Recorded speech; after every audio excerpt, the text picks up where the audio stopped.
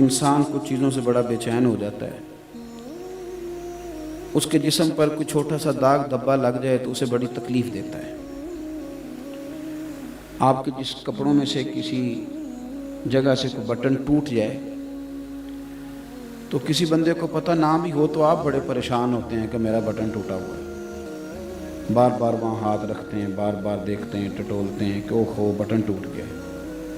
کپڑے صحیح نہ پہنے ہوں، مالدار بندہ، پڑھا لکھا بندہ اور پی ایچ ڈی آدمی، آپ اس سے کہنا کہ تیرے گھر میں مہمان آنے لگے تو روزی روٹی کا کوئی مسئلہ نہیں، پیسے بھی ہیں، مہمان نوازی بھی کر سکتا ہے، پر وہ ناراض ہو جاتا ہے، کہتے پہلے بتانا تھا، میں کپڑے تو بدل لیتا، صفائی ہونے والی ہے گھر کے اندر. ظاہری طور پر کچھ داغ دھبے انسان بے سکون رہتا ہے.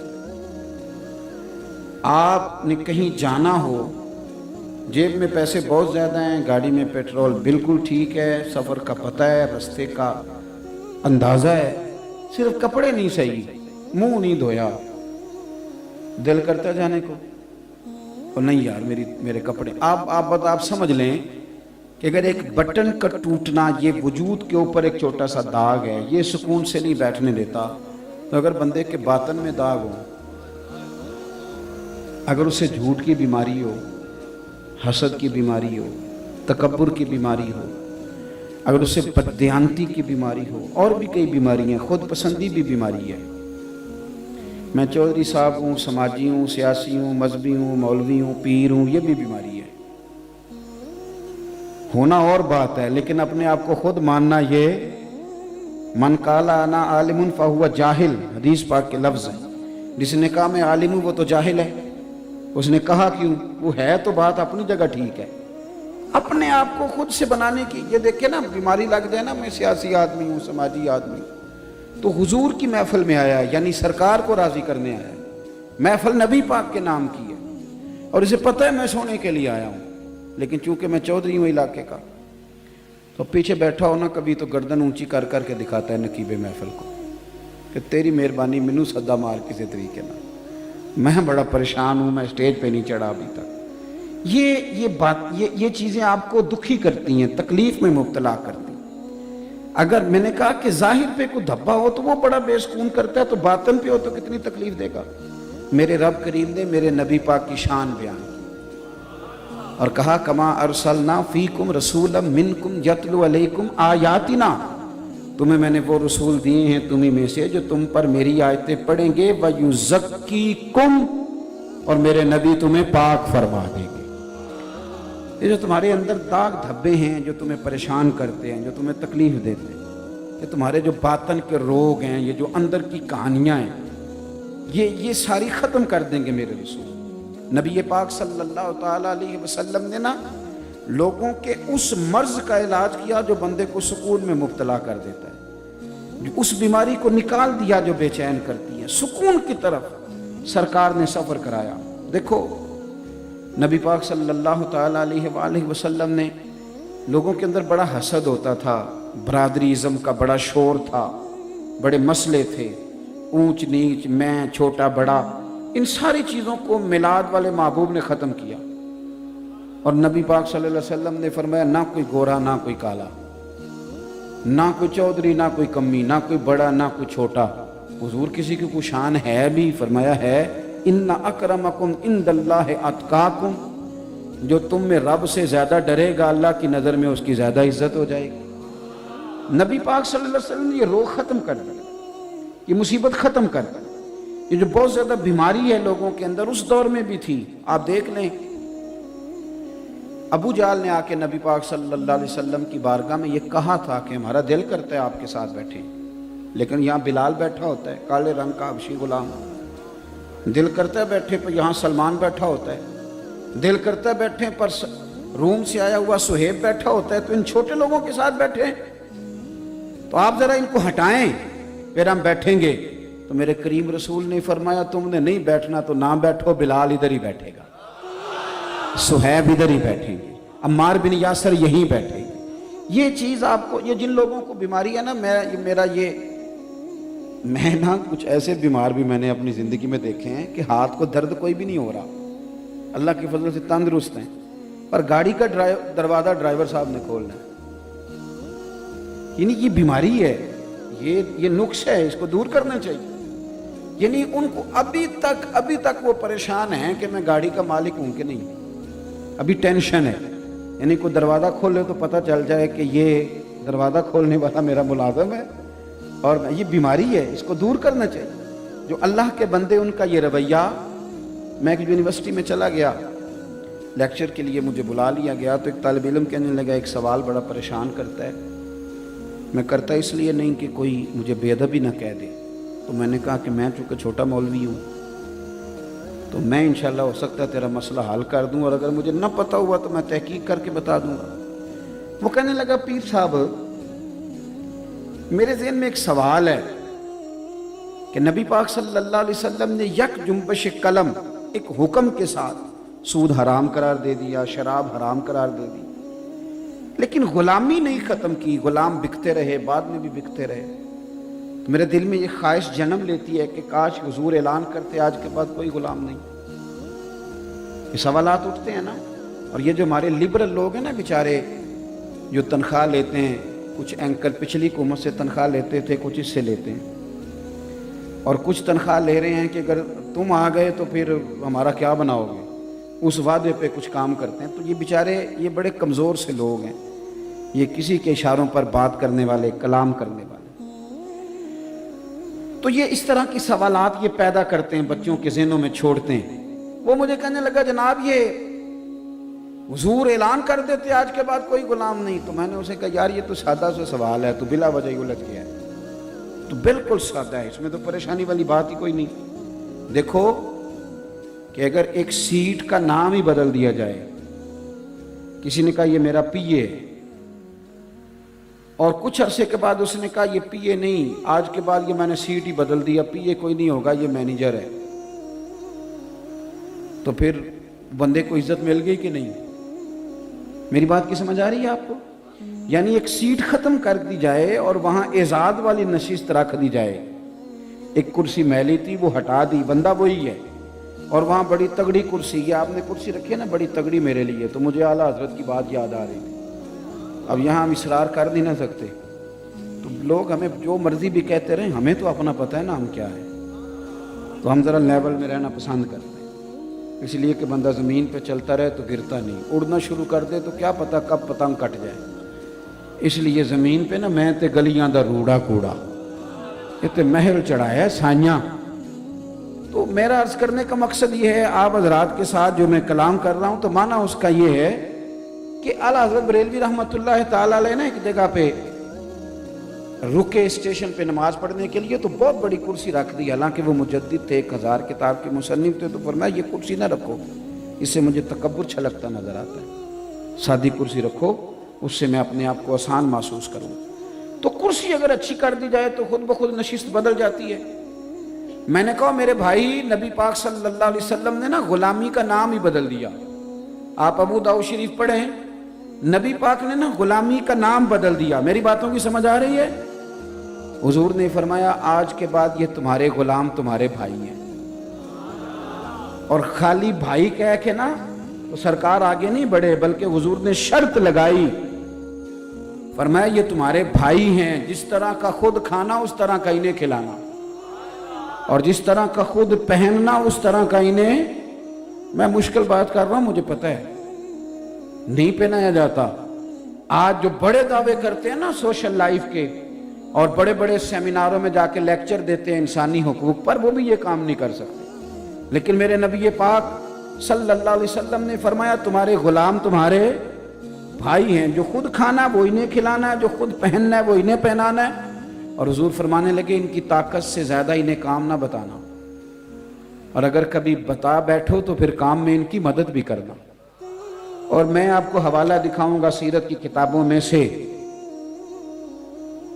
او سنو یارو، ہم نے نا سرکار کا میلاد منایا ہے، کبھی یہ مزہ بھی لے کے دیکھو، ہاں کبھی یہ ذائقہ، یہ جو کام حضور نے کیے ہیں کبھی کر کے دیکھو۔ میرے نبی پاک صلی اللہ علیہ وسلم کے غلام اگر کوئی مشکل کام کر رہے ہوتے تھے نا تو اللہ کے رسول خود جا کے ان کی مدد فرمایا کرتے، وہ کام ان کے ساتھ حضور خود کراتے، خود سرکار کراتے۔ یہ بہت بڑی بیماری ہے بن کے بیٹھ جانا، یہ بڑا تکلف والا معاملہ۔ اگر آپ کی زندگی سادی ہے تو پھر بڑی آسان ہے، اور اگر زندگی آپ کی سادی نہیں تو پھر وہ آسان ہے۔ مثال دوں، جڑا منڈا 4000 روپے لا کے سر تے بال کھڑے کراندا ہے نا بیچارہ، وہ بڑا پریشان ہے کہ تکو میں انہیں پیسے لائے نے کسی ویکھیا ہی نہیں میرے حال، وہ بڑا پریشان ہے۔ اور جو بابا جی بیچارے سیدھے سویرے گئے تھے نا چارہ کاٹنے، اور شام کو آئے تو منہ دھویا، انہیں کوئی ٹینشن نہیں کہ کوئی فوٹو بنائے چاہے نہ بنائے، کوئی دیکھ اسی کسی دے کچھ بھی نہیں لگتے، نہ کوئی ساڈا دردی، سادہ زندگی آسان۔ میرے رسول پاک صلی اللہ علیہ وسلم نے یہ جو ہمارے تکلفات تھے، ہماری پریشانیاں بلا وجہ کی آزمائشیں ساری حضور نے دور کر دی۔ نبی پاک صلی اللہ علیہ وسلم نے وَيُزَكِّيكُمْ کی شان کے ساتھ ہمارے باطن کے سہرے میل کچیل کھرچ دیے، زندگی آسان ہو گئی۔ مولا علی شیر خدا، مولا کائنات حضرت علی المرتضیٰ شیر خدا کرم اللہ تعالیٰ وجہ الکریم نے اپنے غلام کو لے گئے بازار، اس کہنے لگے چلا دوست بازار سے کپڑے لینے جانا ہے۔ غلام ساتھ چلا گیا، 2 کپڑے خریدے، 2 جوڑے خریدے، 2 لباس مولا علی نے۔ ایک ذرا مہنگا تھا اور ایک سستا۔ ہم بھی 2 قسم کے کپڑے خریدتے ہیں، دکاندار سے کہتے ہیں پہننے والے دکھا، وہ دکھاتا ہے، پھر کہتے ہیں ذرا دینے دلانے والے بھی دکھا۔ وہ کون سے ہوتے ہیں جی؟ جو پہننے والے نہیں ہوتے، کیونکہ پہننے والا تو ہم نے پہلے لے لیا، اب کیا کر دینے دلانے والا۔ میں سمجھ لیں میری طبیعت میں خشکی ہے، اب کچھ باتیں کر دیتا ہوں اور تکلیف سے کرتا ہوں۔ ایک دوست ایک دن مدرسے کے بچوں کے لیے کپڑے لے کے آئے، اتنے سارے، اور گرمیوں میں موٹے جوڑے لے کے آ گئے، یہ طالب علموں کو کپڑے دینے۔ میں کہتے 2 سوٹ تو سوانا پہنا، پھر منڈیاں بھی پانے۔ کیا آپ نے لوارا سمجھا ہوا ان بچوں کو؟ دوڑ جاؤ، تمہیں پتہ ہے یہ دنیا کی واحد قوم ہے جو پہلے دن دین کی تعلیم حاصل کرنے کے لیے گھر سے نکلتی ہے تو میرے نبی پاک نے فرمایا فرشتے ان کے پیروں کے نیچے پر بچھا دیتے ہیں۔ یہ کپڑے جو کو پہنتا نہیں ہے تم طالب علموں کے لیے لے کے آ گئے ہو؟ کس نے تمہیں یہ کہا ہے کہ یہ کوئی مسکین لوگ ہیں، یہ بڑے شاندار لوگ ہیں، لوگوں کے پاس چھوٹی چھوٹی ممبریاں ہوتی ہیں، ان کے پاس مدینے والے کا ممبر ہوتا ہے؟ تم کس طرح کی بات کر رہے ہو؟ یہ کچے پکے معاملے یہاں نہیں چلتے۔ ہاں، اور نہ ہم ان طبیعتوں کے قائل ہیں، سانو تخت ہزارے دی لوڑ کی ہے، نالے کی لگے شہر بمبول دے نال اسی اپنی بال کے سیکنے ہیں، سانو کی لگے کسی اور دے نال۔ ہم خودداری سے جیتے ہیں اور طالب علموں کو خودداری کا درس دیتے ہیں، اس لیے آپ میری بات پر توجہ کریں۔ حضرت مولا علی شیر خدا رضی اللہ تعالیٰ عنہ بازار لے گئے، غلام کو 2 جوڑے لیے، ایک ذرا مہنگا تھا ایک سستا تھا۔ غلام کہتا ہے ڈیفینیٹ تھا کہ جو سستا ہے وہ میرا اور مہنگا آقا کا، لیکن تھیلا ایک ہی تھا۔ میں نے کپڑے اٹھائے، وہ چوک آ گیا جہاں سے مولا کائنات نے اپنے حجرہ نور میں جانا تھا اور میں نے اپنے گھر آنا تھا۔ تو حضرت علی فرمانے لگے پتر وہ میرا جوڑا مجھے دے دے۔ کہتے ہیں وہ میں نے مہنگا نکال کے دیا تو حضرت علی فرمانے لگے یہ نہیں میرا، وہ حضور نے بتایا نا یہ تمہارے بھائی ہیں، تو وہ اس کا عملی فرمایا یہ نہیں میرا۔ پڑھیے امام غزالی نے اس کو لکھا ہے، فرمایا وہ میرا دوسرا وہ دو۔ تو غلام نے ایک وجہ بیان کی، کہنے لگا حضور نہیں آپ مہنگا پہنے، آپ آقا ہیں، میں سستا پہنتا ہوں، میں غلام ہوں۔ تو حضرت علی چونکہ عالم ہے نا، اب یہاں علماء بیٹھے ہیں، عالم جو ہوتا ہے وہ دلیل کے ساتھ بات کرتا ہے، ایسے نہیں کہ نہیں تو ادھر لا، ایسے نہیں، دلیل دی۔ اس نے ایک علت بیان کی، ایک وجہ بیان کی، کہنے لگا حضور میرے پاس سبب ہے، وہ سبب یہ ہے کہ آپ آقا ہیں اور میں غلام ہوں، لہذا آپ پہنیں گے مہنگا اور میں پہنوں گا سستا۔ تو حضرت علی فرمانے لگے وجہ ہی بیان کرنی ہے نا تو میرے والی کر لینا، کوئی وجہ ہی بنانی ہے نا مہنگے سستے کی، تو نے بھی ایک دلیل دیا تو ایک میں بھی دے دیتا ہوں۔ کہا حضور آپ کے پاس کیا دلیل ہے؟ تو حضرت علی فرمانے لگے مجھے دے سستا کیونکہ میں بوڑھا ہوں، اور تم پہن مہنگا اس لیے کہ تو جوان ہے۔ کہنے لگا حضور وجہ کیا ہے؟ فرمانے لگے وجہ مدینے والے کی تعلیم ہے، رسول اللہ صلی اللہ علیہ وسلم کا طریقہ۔ میرے بھائی یہ آپ کے باطن کو میلا کچیلا کر دیتی ہیں چیزیں، یہ حسد، یہ بغض، یہ عداوت، آپ کو پتہ ہے آج کل سب سے زیادہ پریشانی لوگوں کو کیا ہے؟ دل پریشان کیوں ہے؟ اس کی وجہ یہ ہے کہ قناعت نہیں۔ توجہ ہے میری بات پر؟ ادھر دیکھیں میں کیا عرض کر رہا ہوں۔ 2 جملے ہیں حدیث پاک میں، مسند امام احمد بن حنبل میں، 2 جملے، ان کو یاد رکھنا۔ ایک صحابی نے پوچھا تھا حضور ذلت کیا ہے؟ فرمایا لالچ کرنا۔ عرض کی حضور عزت کیا ہے؟ فرمایا جو رب نے دیا اس پہ راضی ہو جا۔ یہ تیرے لیے نبی پاک صلی اللہ علیہ وسلم نے نا قناعت کا پیغام دیا۔ آپ کو پتہ ہے مسواک بھی حضور کی پسند ہے، شہد بھی حضور کی پسند ہے، کھجور بھی حضور کی پسند ہے، اور تھوڑے پہ گزارا کرنا یہ بھی نبی پاک کی پسند ہے۔ تھوڑے پہ گزارا کرنا یہ بھی حضور کی، یہ فقیری نبی پاک کی پسند ہے، حضور نے اللہ سے مانگ کے لیے۔ آپ کو کتب احادیث میں دعائیں ملیں گی کہ یا اللہ میرے بچوں کو نا بقدر ضرورت روزی دینا، زیادہ نہیں۔ اعلیٰ حضرت بریلوی رحمۃ اللہ علیہ نے ملفوظات شریف میں حدیث لکھی ہے، فرماتے ہیں کہ اللہ کے پیارے حبیب صلی اللہ تعالیٰ علیہ وسلم عشاء کی نماز پڑھانے کے لیے تشریف لے آئے۔ مسجد میں آپ آ جائیں، کوئی کام یاد بھی آ جائے نا، بلکہ اب آج کل سب سے ضروری چیز موبائل ہوتا ہے۔ حالانکہ جس نے بنایا تھا اس نے تو فون بنایا تھا نا، اس نے یہ تھوڑی کہا تھا کہ ہر وقت ہاتھ میں رکھنا ہے۔ لیکن اب تو اس کے بڑے معاملات نکل آئے نا، اب تو ایسے جیسے ساتھ ساتھ چلتا ہے۔ تو کچھ چیز رہ بھی جائے نا قیمتی تو لوگ لینے نہیں جاتے، نماز کا ٹائم ہو گیا۔ اعلیٰ حضرت فرماتے ہیں کہ نبی پاک صلی اللہ تعالیٰ علیہ وسلم مسجد شریف میں آ گئے عشاء کی نماز کی امامت فرمانے کے لیے، اور سیدنا بلال حبشی نے اقامت کہہ دی، لیکن حضور نے فرمایا اقامت ہو گئی، فرمایا ٹھہرو بھی، ٹھہرو ذرا، رکو میں آیا۔ یہ لفظ کہتے کہتے نبی پاک صلی اللہ علیہ وسلم پھر حجرے میں داخل ہو گئے۔ تھوڑی دیر کے بعد آئے، پہلے نماز پڑھانے لگے، پھر حضور نے فرمایا تم سوچ رہے ہوگے کہ میں کیوں گیا تھا۔ اب سرکار جو ہے نا، یہ بالکل جو انسان کی عقل پہ چیز تھوڑا سا بھی بوجھ بنتی ہے وہ مسئلہ بھی حل کرتے ہیں۔ اب نماز میں بندے سوچتے رہیں گے پتہ نہیں کہاں گئے تھے، کیا لینے گئے تھے، کیا ماجرا تھا۔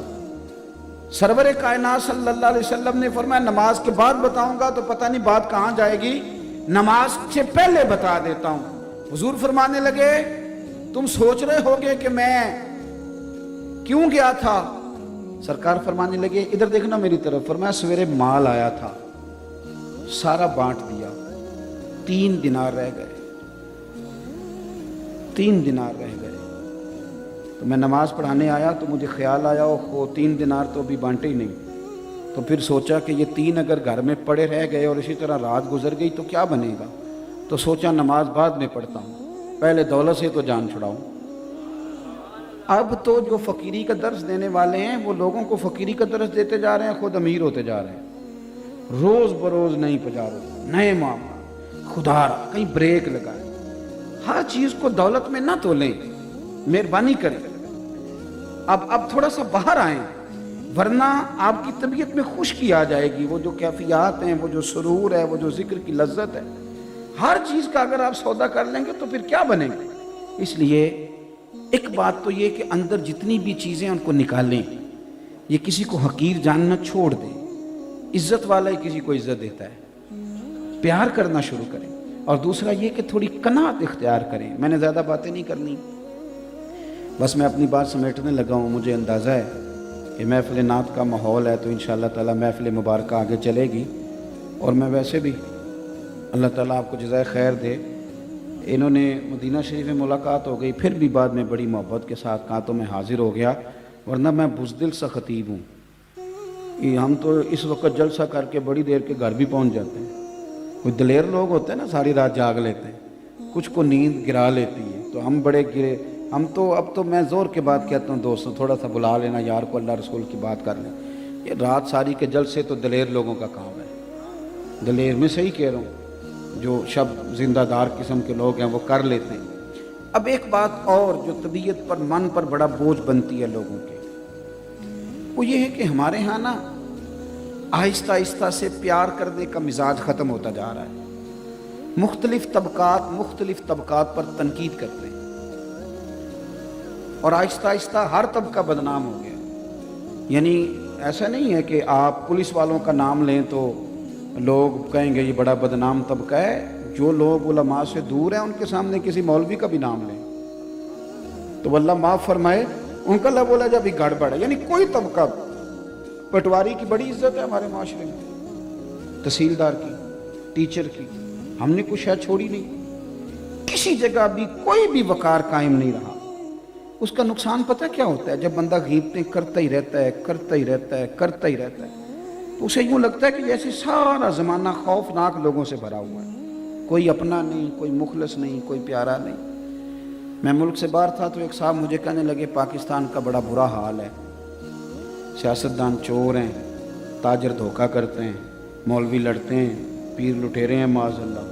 تو میں نے اسے کہا کہ آپ کو باہر بیٹھ کے ساری باتوں کو کیسے پتہ ہے؟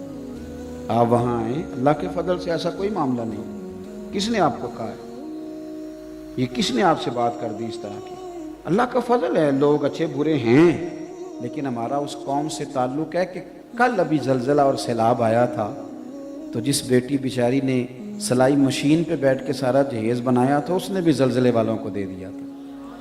آج کسی ایک بزرگ کو خون کی بوتل کی ضرورت پڑتی ہے, 14 جوان چوک میں کھڑے ہوتے ہیں, یہ قوم آپ کو بری نظر آتی ہے؟ اب رمضان شریف میں مسجدیں تھوڑی ہوتی ہیں, حافظ زیادہ ہوتے ہیں, تو علماء محنت کر رہے ہیں تو دین کا پیغام آگے جا رہا ہے نا. یہ سبق پڑھا رہے ہیں تو حافظ تیار ہو رہے ہیں. ہر مسجد میں جمعہ ہوتا ہے تو کسی نے علم پڑھایا تو کوئی آگے جمعے کے بیان کر رہا ہے نا. کس طرح کی آپ بات کرتے ہیں؟ یہ کمزوریاں ہم نے پیدا کی. میں اللہ کے فضل سے تنہائی میں بھی نعت خوانوں کی مخالفت نہیں کرتا, میں نہیں کرتا, میں کسی وائس کی مخالفت نہیں کرتا. اس کی وجہ یہ ہے کہ میں ایک بندہ ہوں, میں یہاں تقریر کر رہا ہوں, لیکن محفل تو اس وقت میرپور میں بھی ہو رہی ہوگی, گجرات میں بھی ہو رہی ہوگی, لاہور میں بھی ہو رہی ہوگی. تو جب میری اوقات اللہ نے اتنی بنائی ہے کہ میں صرف یہاں بات کر سکتا ہوں تو پھر مجھے چاہیے نا جو لاہور ذکر رسول کر رہا ہے میں اس کو بھی مان ہی جاؤں. یہ تھوڑا نکلیں آپ ان چیزوں سے, آپ تھوڑا سا زندگی کو مثبت بنائیں. میرے رسول پاک صلی اللہ علیہ وسلم نا لوگوں کو عزت دیتے, لوگوں سے پیار کرتے, ہر طبقات کے لیے حضور نے عظمت بیان کی, ہر طبقے کے لیے. عالم کے فضائل بیان کیے, حافظ کے فضائل بیان کیے, حاجی کے فضائل بیان کیے. نبی پاک صلی اللہ علیہ وسلم کی نعت پڑھنے والے کو میرے نبی نے چادر عطا فرمائی. میرے رسول پاک نے قاضی کے فضائل بیان کیے, عدل کرنے والے بادشاہ کے فضائل بیان کیے, جو بیٹی پالے اس کے فضائل بیان کیے.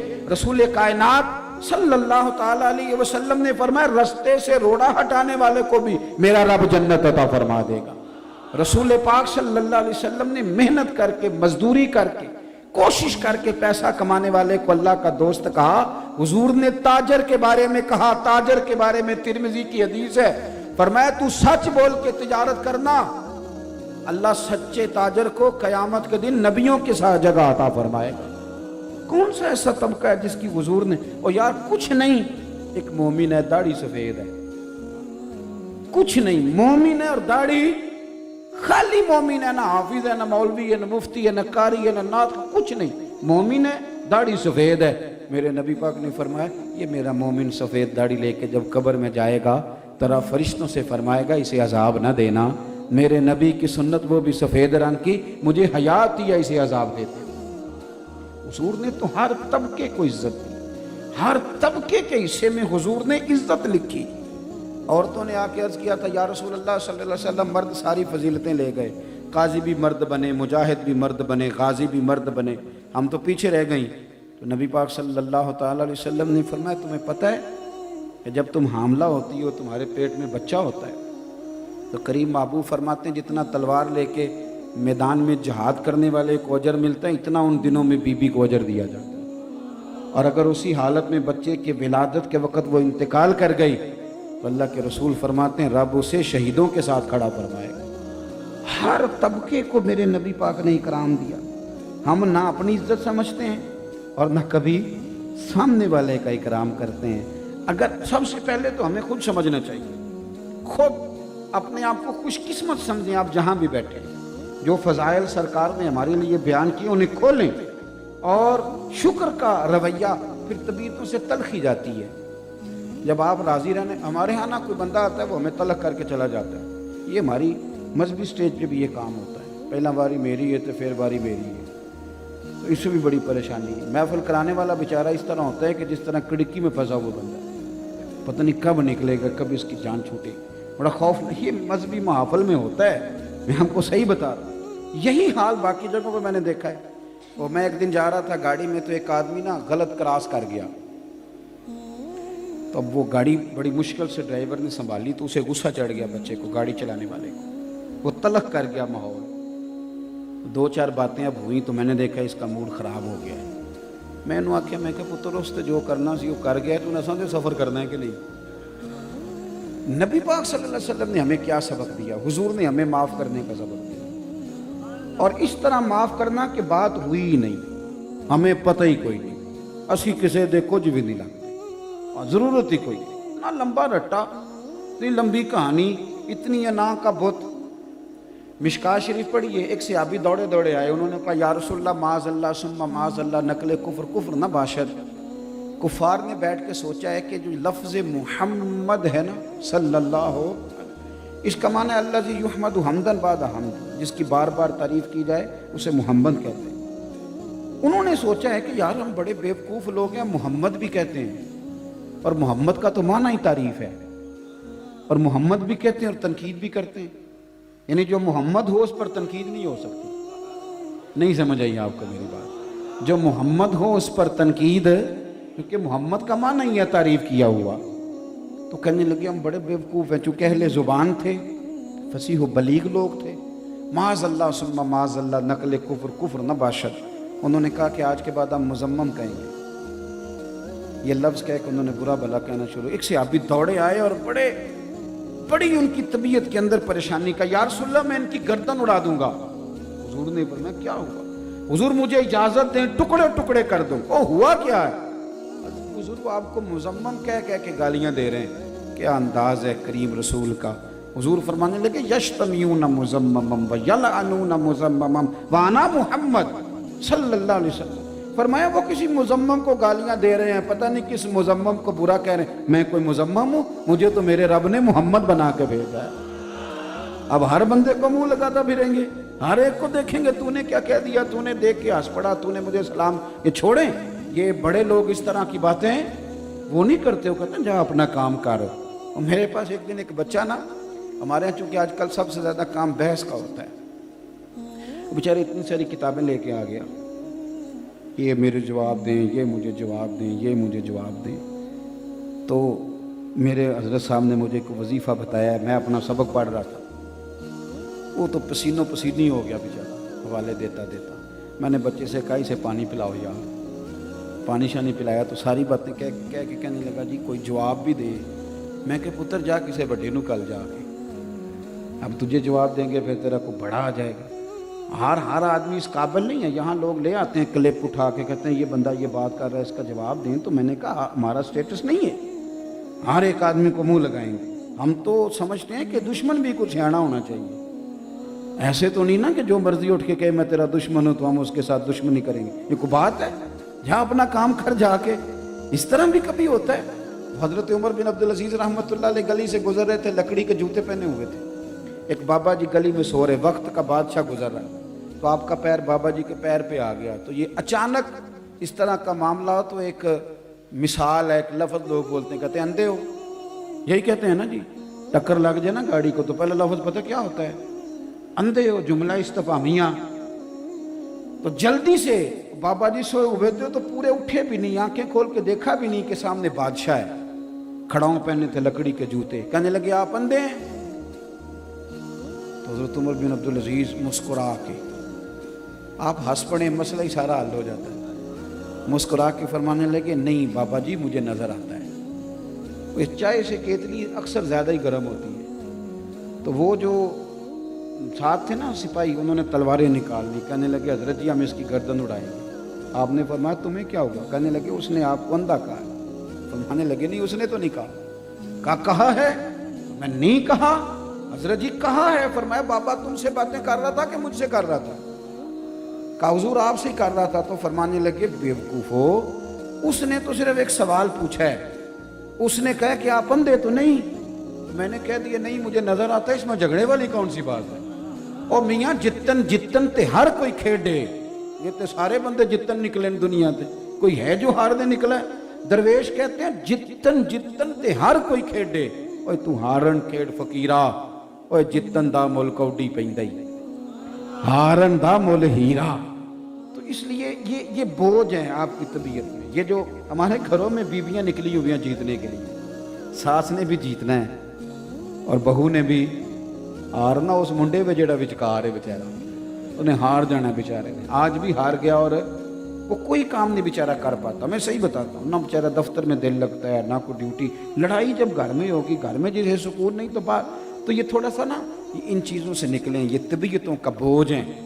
मेरे अल्लाह ताला ने फरमाया कि मैंने तुम्हें वो नबी दिए हैं, यतलु अलैकुम आयातिना व युज़क्कीकुम, मेरी आयतें पढ़ते जाएंगे और तुम्हारे दिल साफ़ करते जाएंगे।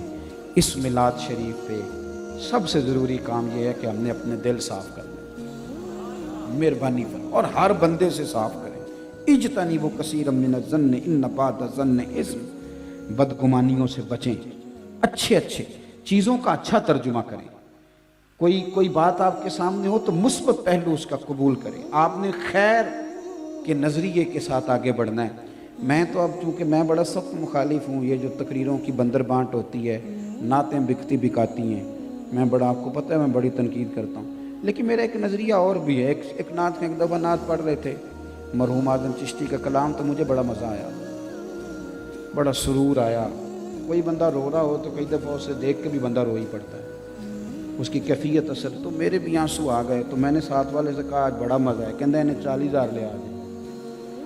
तो मैंने कहा तू 10 मिनट ठहर जाता, ज़रा मुझे मज़ा तो ले लेने देता। और फिर मैं मुस्बत पहलू, हंसने के लिए नहीं, मुस्बत पहलू अर्ज़ कर रहा हूँ। मैंने उसे कहा यार पहले देते हो फिर कहानियाँ सुनाते हो, ये तो दिया ना करो, या फिर बाद में कहानियाँ ना सुन। ये देने वाले बदनामी करते हैं। क्यों आप इन चीज़ों का बाजार लगाते हैं जो चीज़ें अनमोल हैं, और क्यों बेचने वाले ये बेचते बिकते बिकाते हैं, ये को बेचने वाली चीज़ें। और फिर मैंने कहा आज मेरी बात सुनो, जितना इस बंदे ने मुझे मज़ा दिया है ना और हुजूर की तरफ मेरी तवज्जो कराई है, 40 थोड़ा है, इसे 80 मिलना चाहिए। तो आप चीज़ों का प्लस पॉइंट भी तो लेना। हर जगह अगर आप नक्सी बयान करेंगे तो फिर तो आप थक जाएंगे। और मैं आपको बड़ी जिम्मेदारी से कहता हूँ, बात ख़त्म करने लगा हूँ। नबी पाक ना कम बोलना पसंद करते थे, पता है आपको। फरमाया जो चुप रहा निजात पा गया। अब तो मैंने देखा है कहानियाँ सुना के ना बंदे 3-3 मोबाइल रखें, किसी को कोई कहानी सुना रहे हैं, किसी को शाम को लगता है ये बंदा नॉर्मल नहीं थोड़ा पागल है, वो घर में भी कोई कहानी सुना रहा होता है। ऐसा ना करें, ठहराओ, तसल्ली, हुस्न, कम बोलना, ये आपको वकार में मुब्तला करेगा। और अगर आप बहुत ज़्यादा बोलेंगे, बहुत ज़्यादा चुप रह तो मोती मिल सन, जिक्र करें तो हीरे, तो जे पागला वांगू रौला पावें। तो ये सारी चीज़ें मैंने वो आपकी खिदमत में अर्ज़ की हैं जो हमारे बातिन को तकलीफ़ देती हैं। माहा कफ़ी सदरिक, जो सीने में खटकता है उसे गुनाह कहा जाता है। इसलिए अगर सुकून चाहते हैं तो हसद से, बुग़्ज़ से, अदावत से, झूठ से, गीबत से। और वैसे भी बंदों का हिसाब लेना हमारे ज़िम्मे नहीं, रब करीम के ज़िम्मे। अल्लाह ले लेगा हिसाब जो बंदा गलत है। तबलीग हमारे ज़िम्मे ज़रूर है, दीन का इबलाग ज़रूर करें, लेकिन तंज़ ना करें। यानी ढेर सारे लोग हैं, जब उनसे आप पूछें क्या करते हैं तो कहते हैं मैं तो फारिग होता हूँ। किस तरह वो वक्त गुजरता है, किस तरह वो लम्हात गुजरते हैं जिनमें आप मुस्तकिल बुनियादों पर फारिग हैं और आप कुछ नहीं कर रहे, और आप सेहतमंद भी हैं, तंदुरुस्त भी हैं, आंखें रोशन हैं, दिल धड़कता है, कान सुनते हैं, सारा कुछ अल्लाह ने दिया हुआ है। वक्त कैसे ज़ाया होता है? दोस्तों, ज़िंदगी के अंदर इंसान को अबस नहीं गुजारना कुछ भी। अच्छा, अगर कुछ लोग करते भी हैं तो वो डिस्कस करते हैं, कुछ लोग करते भी हैं अगर तो वो दूसरों की बात करते हैं, अगर वो करते भी हैं तो मायूसी की बात करते हैं, अगर वो कुछ करते भी हैं तो बस ये तय करते हैं कि फलाना फलाना क्या कुछ कर रहा है। ओ खुदा के बंदो, ज़िंदगी में कुछ कर गुजरना, कुछ तरजीहात का तायुन करना। नबी पाक सल्लल्लाहु ताला अलैहि वसल्लम ने फरमाया वो खूबसूरत मुसलमान है, उसका इस्लाम खूबसूरत है जो बेमकसद चीज़ों को छोड़ देता है, मकसदियत को हासिल करता है और मकसद के तहत कुछ लेके वो आगे चलता है। अपनी ज़िंदगी देखिए, हज़रत मौला अली शेर खुदा करमल्लाहु ताला वजहुल करीम बड़ी छोटी उम्र में कलमा पढ़ा, اور جب حضور نے سارے خاندان والوں سے پوچھا کہ دین کے معاملے میں میری مدد کرو گے تو کوئی نہ بولا سوائے مولا علی کے، یا رسول اللہ میں مددگار بھی بنوں گا، ساتھ بھی چلوں گا۔ پھر حضرت مولا علی رضی اللہ تعالیٰ عنہ ہر میدان میں حضور کے ساتھ، بدر میں، احد میں، خیبر میں، ہر جگہ ساتھ۔ ساری زندگی انہوں نے دین کے مددگار بن کے گزاری۔ جب انہیں خنجر لگا ہے نا، شہادت کا وقت آیا ہے، پیچھے ایک داستان ہے، وہ بڑی شروع میں کہا تھا کہ میں دین کے لیے کام کروں گا، میں آپ کے ساتھ ہوں، پیغام کے ساتھ ہوں۔ جب انہیں خنجر لگا نا تو ان کی زبان پہ جو جملہ آیا وہ بتاتا ہے کہ یہ لوگ دراصل ہمیں پیغام کیا دیتے تھے، جب خنجر لگا تو پتہ کیا فرماتے ہیں؟ شہادت کے وقت کہتے ہیں لو بھائی رب کعبہ کی قسم میں کامیاب ہو گیا، کامیاب سجنا جان امانت تیری، تو جدو مانگ سے میں پیش کرے سا۔ وہ ایک مقصدیت جو زندگی میں طے کی تھی نا کہ کچھ کرنا ہے، وہ پورا ہو گیا۔ کچھ نہیں، ارادہ ہی نہیں، پلان ہی نہیں، پروگرام ہی کوئی نہیں، بے یقینی سی کیفیات، الجھے خیالات، ٹوٹتے بکھرتے ارادے، کبھی پروگرام بنا لیا، کبھی توڑ لیا، کبھی کر لیتے ہیں، کبھی رہنے دیتے ہیں۔ کچھ لوگ ایسے ہیں جو آج تک طے ہی نہیں کر سکے کہ میں مذہبی آدمی ہوں کہ دنیا دار ہوں، میں پرانے دیسی خیالات کا ہوں کہ میں ماڈرن سوسائٹی کا ہوں، آج تک طے ہی نہیں کیا۔ کوئی زندگی کے اندر منصوبہ بندی ہونی چاہیے، کوئی پلان ہونا چاہیے، کچھ طے ہونا چاہیے۔ اور اگر لوگوں نے طے کر لیا ہے، پھر انہوں نے طے کیا میں نے پیسے کمانے ہیں، بچے پالنے، او خدا کے بندو یہ تو آپ نے وہ طے کیا ہے جس کا پہلے سے رب نے وعدہ کیا ہوا ہے، یہ تو پہلے سے وعدہ ہے، آپ اس میں کیا کمال کریں گے؟ تھوڑی سی محنت اپنی زندگی میں پہلے تو کچھ طے کریں اور پھر اس کے لیے کام شروع کر دیں۔ یہ ضروری نہیں کہ آپ اگر کام شروع کریں تو اس کا نتیجہ بھی آپ کی زندگی میں برآمد بھی ہو جائے، یہ بھی ضروری نہیں۔ مؤذن کے لیے اذان پڑھنا ضروری ہے، زبردستی لوگوں کو مسجد سے لانا اس کے ذمہ نہیں، اس نے اذان پڑھنی، جد و جہد کرنی ہے، کوشش کرنی ہے، آگے بڑھنا ہے، ہمت کرنی ہے۔ دیکھو اللہ تبارک و تعالیٰ نے جتنے بھی انبیاء کرام علیہم السلام دنیا میں بھیجے، سارے کامیاب ہو کر دنیا سے تشریف لے گئے، لیکن کسی نبی کا کلمہ 2 لوگوں نے پڑھا، کسی کا 3 نے پڑھا، کسی کا 6 نے پڑھا، وہ کامیاب گئے۔ کیوں بھلا؟ کہ وہ جو ڈیوٹی لے کے آئے تھے وہ ڈیوٹی انہوں نے پوری ادا کی۔ باقی دل پھیرنا تو اللہ کے دستے قدرت میں، لیکن وہ جو ڈیوٹی ان کے ذمہ تھی وہ ڈیوٹی انہوں نے کی۔ ہمارے ہاں کچھ لوگ کہتے ہیں نتیجہ، ایک بادشاہ تھا تو اس نے نا اپنی قوم اس کی سست ہو گئی تھی۔ ہمارے ہاں نا جس طرح میں ڈھیر سارے لوگوں کو دیکھتا ہوں، میں کہتا ہوں یار یہ مثلاً کہاں وقت ضائع کر رہے ہیں، یہ کچھ کر سکتے ہیں، ان کے اندر ہمت ہے۔ جو آدمی ناظرہ بھی پڑھا سکتا ہے تو اس نے کیوں نہیں اپنی زندگی میں 800,000 لوگوں کو ناظرہ پڑھایا؟ جو حفظ کرا سکتا تو اس نے کیوں نہیں کرایا؟ جو گاڑی چلانے کا طریقہ بتا سکتا تھا اس نے ہزاروں لوگوں کو کیوں نہیں بتایا؟ جو کسی کو غلط جگہ سے روک سکتا تھا اس نے کیوں نہیں روکا؟ اگر قوم اپنی اپنی ڈیوٹی کرے تو یہ جو ہم روز مایوسیوں کی دلدل کی طرف جاتے ہیں اس سے نکل آئیں، لیکن سستی ہے، وہ لیٹے ہوئے آرام کر رہے ہیں، فلاں کیوں نہیں کر رہا، فلاں کیوں نہیں کر رہا۔ بادشاہ کی قوم ساری سست ہونے لگی، اس نے ارادہ کیا کسی طریقے سے انہیں جگاؤں۔ اس نے اعلان کیا کہ ایک بہت تگڑا ہیرا مہنگا سلطنت سے گم ہو گیا ہے، جو ڈھونڈ کے لائے گا اسے انعام ملے گا۔ سارے لوگ ہی ڈھونڈنے لگ گئے، انعام کا چکر تھا نا، تو سب نے ہی ڈھونڈا۔ ہیرا ایک ہی تھا، کسی ایک کو ہی ملنا تھا، وہ جس کو ملا وہ لے آیا۔ اب باقی پریشان کھڑے، تو بادشاہ کہنے لگا سنو بھئی انعام میں نے ایک کو نہیں دینا، سب کو دینا ہے۔ اس نے کہا کیوں؟ کہنے لگا ہیرا ایک ہی تھا، کسی ایک کو ہی ملنا تھا، پر انعام ہیرا ملنے پہ نہیں، انعام تو کوشش کرنے پہ ہے۔ تم نے کوشش تو کی نا، تم نے جد و جہد تو کی نا۔ میرے بھائی تمام اصحاب بدر کی فضیلت ہے، تمام کی، لیکن سارے شہید نہیں ہوئے، کچھ شہید ہوئے، لیکن ہر بدری صحابی شان والا، ہر صحابی شان والا، ہر صحابی جنتی۔ میری بات کو سمجھے، ڈیوٹی اپنی پر پورے طور پر قائم رہیں، اپنی ذمہ داری کا احساس کریں۔ کچھ کرتے نہیں. اچھا پھر کچھ لوگ ایسے ہیں جو اپنے اوپر ان کی کوئی توجہ نہیں، ان کی ساری توجہ دوسروں پہ ہے ساری. حالانکہ شکوہ ظلمت شب سے تو کہیں بہتر تھا، اپنے حصے کی کوئی شمع جلاتے جاتے، کوئی اپنے حصے کا کام کرتے. ہر وقت شکوے کرنا، کوئی ڈیوٹی کرتے. حضرت موسیٰ کلیم علیہ السلام سے رب کریم نے فرمایا، صوفیاء لکھتے ہیں کہ اللہ کریم نے فرمایا کہ اے موسیٰ آپ اس بستی میں جو سب سے نیک آدمی ہے نا اسے ڈھونڈ کے لائیں. اب جسے حضرت موسیٰ کلیم علیہ السلام نیک کہیں گے وہ کتنا کو نیک ہوگا. آپ نے ایک شخص پیش کیا، مالک یہ میری نظر میں سب سے نیک ہے. اب ارشاد ہوا کہ اس کی ڈیوٹی لگائیں، اس کے ذمے لگائیں، جو سب سے برا ہے نا بستی میں اسے بھی ڈھونڈ کے لائیں. میرا خیال ہے میرے اور آپ کے ذمے یہ کام لگنا چاہیے تھا.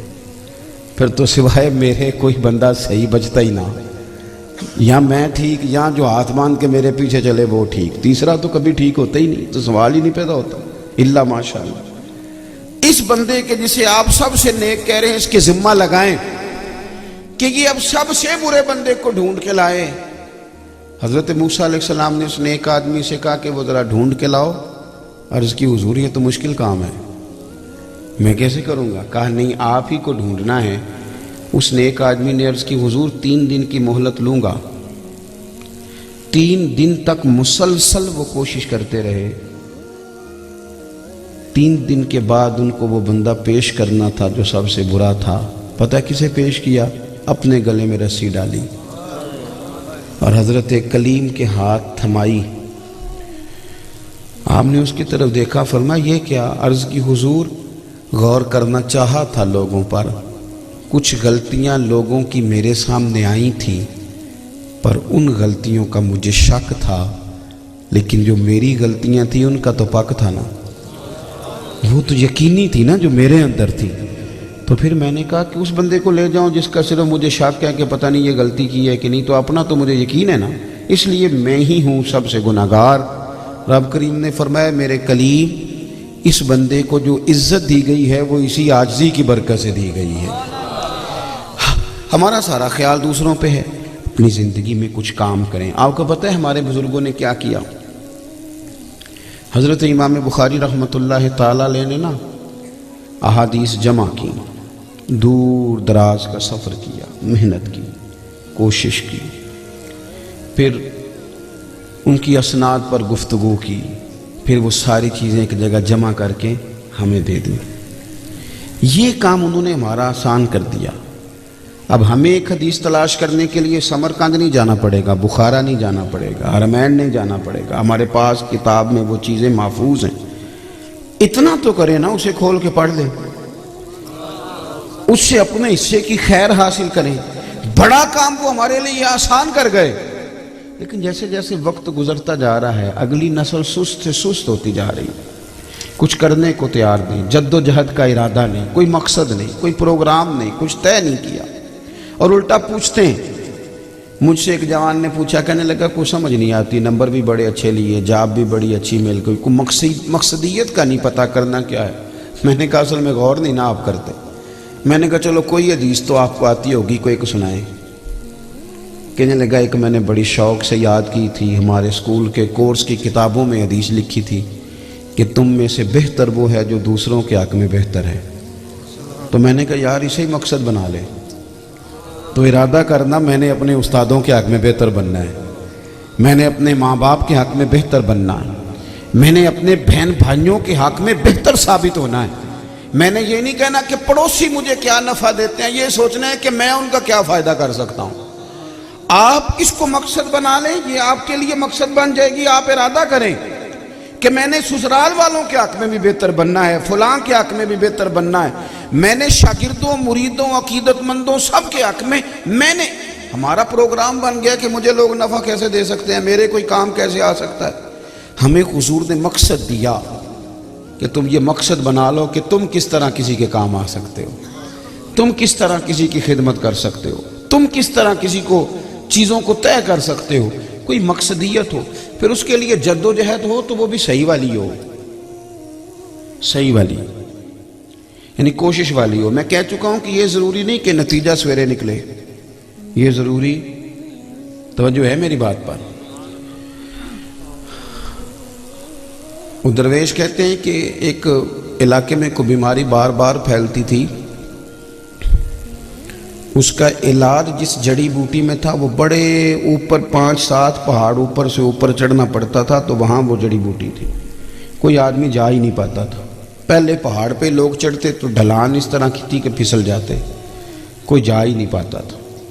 ایک شخص نے ارادہ کیا میں جاتا ہوں، اور گیا. وہ اس طرح کے ہتھوڑا لے لیا، کدال لے لیا، جو لوہا کاٹنے کے اوزار تھے وہ لے لیے. پہلے پہاڑ پہ چڑھا، 2-1 دفعہ پھسلا، پھر اس نے وہ ہتھوڑا چلانا شروع کیا اور پہاڑ توڑنا شروع کیا. ایک پورا پہاڑ توڑ کے اکیلے بندے نے سیڑھیاں بنا دی. اب اس پہ بڑے سالوں لگ گئے. ایک آدمی تھا لیکن لگا رہا لگن سے.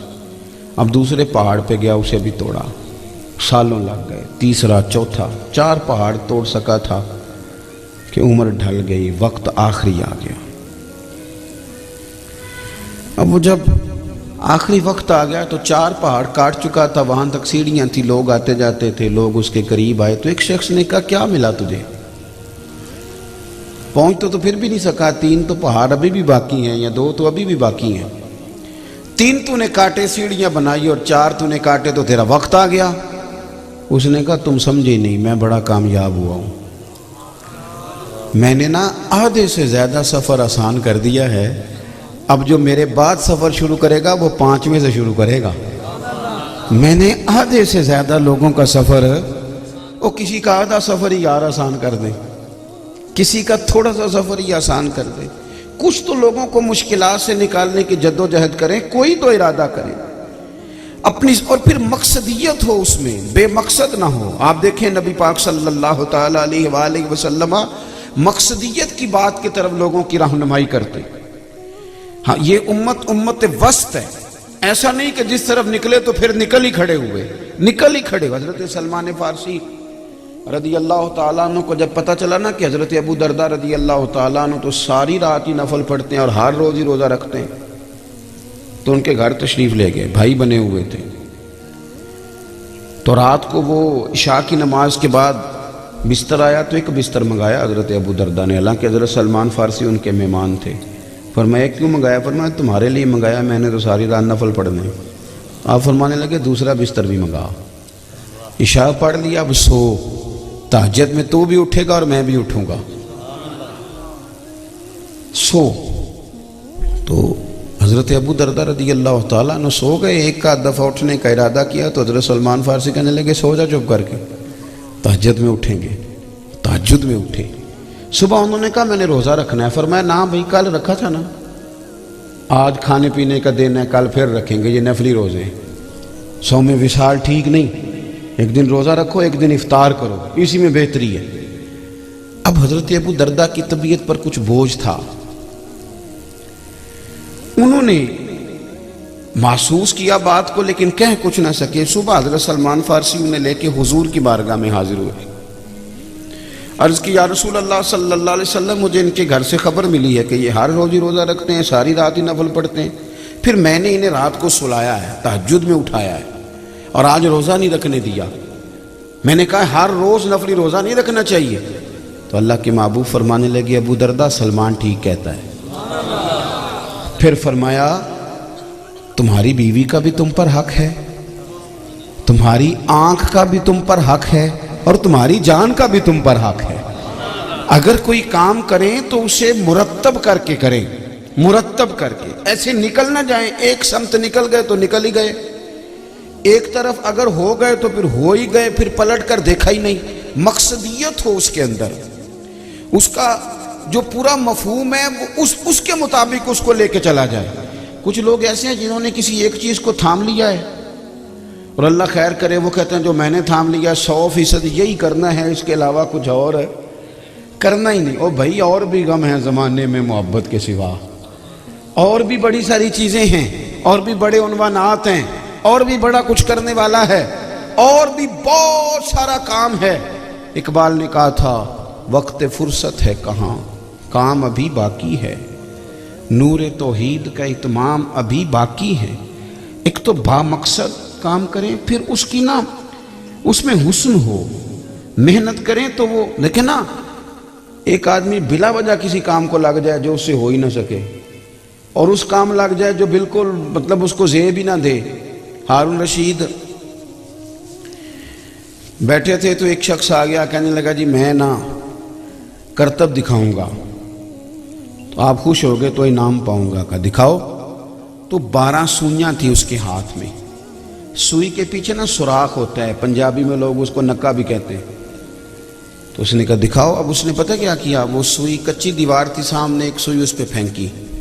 نشانہ اتنا تگڑا تھا کہ سوئی جا کے لگی. جب دوسری پھینکی تو وہ پہلی والے کے سوراخ میں لگی جا کے. تیسری پھینکی تو دوسری والے کے سوراخ میں. 12 سوئیاں وہ پھینکتا تو وہ کچھ فاصلے سے پھینکتا تو وہ سوراخ میں لگتی. جب 12 مکمل ہو گئیں تو لوگوں نے بڑی واہ واہ کی، کیا بات ہے، کیا بات ہے، کمال ہو، بلے بلے. کچھ نے 100 50 1000 لوگوں نے اس کو انعام بھی دیے. اس کا خیال تھا ہارون رشید ذرا تگڑی رقم دے گا.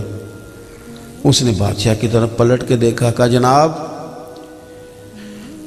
آپ نہیں کچھ فرما رہے. تو کہنے لگا فرمانے لگا ہوں. جب لوگ فارغ ہو گئے تو اس نے سپاہیوں سے کہا اس کو پکڑو، ستون کے ساتھ باندھو، رسی کوڑے مارو اسے. اس نے کہا بادشاہ کمال ہو گئی بھائی، بجائے اس کے کہ آپ انعام دیں آپ کوڑے مروا رہے ہیں. تو بادشاہ کہنے لگا کوڑے اس لیے مروا رہا ہوں کہ اتنا بہترین نشانہ رب نے دیا ہے اور تو مداری دکھانے میں ضائع کر رہا ہے. فوج میں بھرتی ہو، دشمن پہ نشانہ لگا، وہ کام کر جس میں قوم کا، امت کا، دنیا کا فائدہ ہو. تجھے اللہ تعالیٰ نے اتنا کمال دیا ہے، تو کہاں ضائع کر رہا ہے؟ علم و فن دیا اللہ تعالیٰ نے لوگوں کو، لیکن انہوں نے فروئی مسائل میں جھگڑ کے ضائع کر دی. اتنی سونی آواز دی رب نے حضور کی ثنا خوانی کے لیے، 30-35 ہزار میں بیچ کے ضائع کر دی. اللہ تعالیٰ نے اتنا نوازا، تقریر کی قوت دی، لوگوں کو دین کے لیے مائل کیا جا سکتا تھا، لیکن 40 ہزار کی تقریریں بیچ کے ضائع کر دی، اپنا نقصان کیا. بڑے بڑے فنون جاننے والے لوگ، لیکن وہ اپنی ذات کے چنگل سے باہر ہی نہیں آ سکے.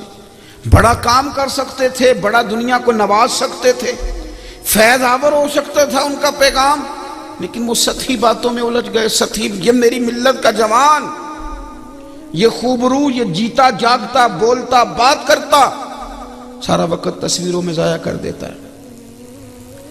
اپنی بہترین صلاحیتیں گپوں میں ضائع کر دیتا ہے. فلاں ہوٹل پہ روٹی کھانے جائیں گے، فلاں سیرگاہ میں سیر کرنے جائیں گے. او خدا کے بندے اٹھ باندھ کمر، کیا ڈرتا ہے، پھر دیکھ خدا کیا کرتا ہے. تیرے اندر تو انقلابی سوچ ہونی چاہیے. تو بدل دیتا ہواؤں کا رخ، تو انقلاب برپا کر دیتا سوسائٹی کے اندر. تو اس طرح کا، اور پھر عجیب تماشا ہے، باہر جانا ہے، کوئی مہربان ہو جائے، کوئی سفارش مل جائے. او خدا کے بندے، تجھے تو چاہیے تھا کہ تیرا لہجہ اس طرح کا ہوتا کہ تو سینکڑوں لوگوں کا سہارا بن جاتا، تو پورے خاندان کو اٹھا کے چلتا. تیرے اندر بیداری ہوتی، تیرے اندر خودداری ہوتی، عزت نفس اور وقار ہوتا. کیا کریں، بڑے بعض، اب تو بعض لوگوں کی باتیں سن کے، ان کا چہرہ دیکھ کے ان پر ترس آتا ہے کہ یار تو کتنا بڑا آدمی ہے، تو کہاں الجھا ہوا ہے، تو کیا دے رہا ہے قوم کو، کن چیزوں میں الجھا کے رکھ دیا. خدا جانے قوم کا حال کیا ہوگا. مسائل نظری میں الجھ گیا ہے خطیب، یہ پتہ نہیں کن باتوں میں الجھ گیا ہے. اس کو تو بڑی بات، وہ حضرت حسن بصری رحمۃ اللہ علیہ سے آ کے کہا ایک جوان نے کہ حضور میں بڑا پریشان تھا، روٹی کہاں سے آئے گی، آج مجھے پتہ چل گیا رب کتنا مہربان ہے. مجھے کیا ہوا جی؟ کہنے لگا جی میں نے آج جنگل میں گیا ہوں، ایک شیر دیکھا، اس نے ایک بکرا شکار کیا، خود کچھ کھایا اور باقی بچا کے وہ پہاڑی پہ چڑھا. میں نے دیکھا ایک لومڑی آنکھوں سے اندھی بیٹھی تھی، اس نے باقی کا اسے کھلایا. تو اب میں نے نہیں پریشان ہونا، رب تعالیٰ اگر لومڑی کو رزق پہنچاتا ہے تو مجھے بھی پہنچائے گا. حضرت حسن بصری فرمانے لگے تیری سوچ کے قربان جاؤں، تو نے کہانی میں 2 کردار دیکھے، ایک لومڑی دیکھی، ایک شیر دیکھا. تو نے لومڑی بننے کا پروگرام بنایا اور شیر بننے کا کیوں نہیں بنایا؟ تو شیر بننا، تو شکار کر، کھا بھی اور کھلا بھی. تو عجیب آدمی ہے, کہتے نہیں میں تو بنوں گا, کوئی لے کے آئے گا, ابا جی محنت کریں گے, ان سے کہوں گا پلاٹ بیچو, پھر کاروبار کرنا ہے, پھر بڑے بھائی سے کہوں گا کہ تم کو پیسے لگا. پھر ایک پیشہ برا ہے جوانوں دنیا میں, صرف ایک, وہ ہے کسی کے آگے ہاتھ پھیلانا. باقی کوئی پیشہ برا نہیں. کوئی جھاڑو چلا کے روٹی کھا لے, کوئی گدھا گاڑی پہ بیٹھ کے رزق حلال کما لے, لیکن اس کی سوچ ہو کچھ کر گزرنے کی. وہ لوگ جو ہوتے ہیں نا, اور ویسے بھی سہارے نہ تلاش کریں, اپنی دنیا آپ پیدا کر اگر زندوں میں ہے. اگر تیرے اندر کوئی طاقت ہے تو کچھ کر, مقصد بنائیں اور اپنے مقصد کے لیے نکل کھڑے ہوں. کچھ لوگ ایسے تھے جن میں بعض لوگوں کو دیکھتا ہوں جو کہتے رہے او دیکھو جی وہ فلاں بندہ تو پڑھا ہوا ہی نہیں, وہ ساری زندگی ان کی اس بات میں گزر گئی, اور جسے وہ کم پڑھا لکھا کہتے تھے اس نے بڑا بڑا انقلاب برپا کر دیا. وہ کہاں کے کہاں پہنچ گئے, اور یہ ساری زندگی یہی کہتے رہے کہ او ہو فلاں کے پاس تو ہے ہی کچھ نہیں. ہمارا نا کچھ مقصود نہیں. آج کی اس نشست میں ایک پیغام آپ کو دینا ہے, وقت ضائع نہ کریں. حضرت عمر بن عبدالعزیز رحمۃ اللہ علیہ کے غلام نے کہا تھا حضور آپ تھک گئے ہیں, یہ کام رہنے دے کل کر لیں گے, یہ والا کام رہنے دیں آج کل کر لیں گے. تو آپ نے فرمایا یار جو کل کام کرنے ہیں پھر وہ کس دن کریں گے؟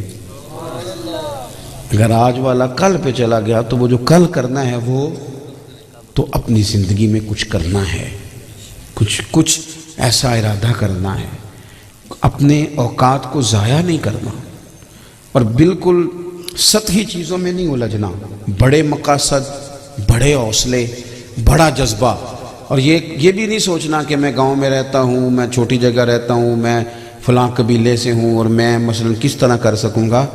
بڑے لوگوں کو ٹٹولو گے نا تو وہ کسی نہ کسی چھوٹے گاؤں کے نکلیں گے, کسی غریب باپ کے بیٹے نکلیں گے, لیکن انہوں نے محنت کی تو رب نے ان کی مدد کی.